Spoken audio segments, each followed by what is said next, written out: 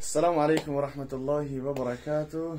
بسیار سوالا شدن کامنتاری و بعضی برادران زنگ زدن پرسیدن در افیر بسیاری که حال احوال اون خارچه که 1200 جین داشت چی شد.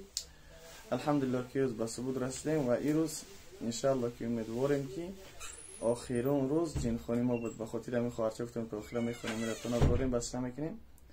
این روز انشاءالله که امیدواریم آخرون روزه این خارچه انشاءالله سوال میکنیم که چه خیل شد و سلامتی چه خیلی چه اختون هست کسین؟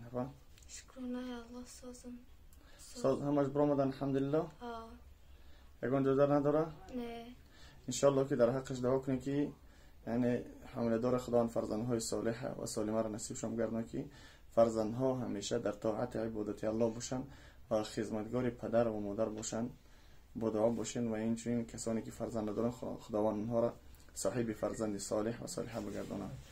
بقدر امان الله باشین. از دعای صالحتون فراموش مکنین. السلام علیکم.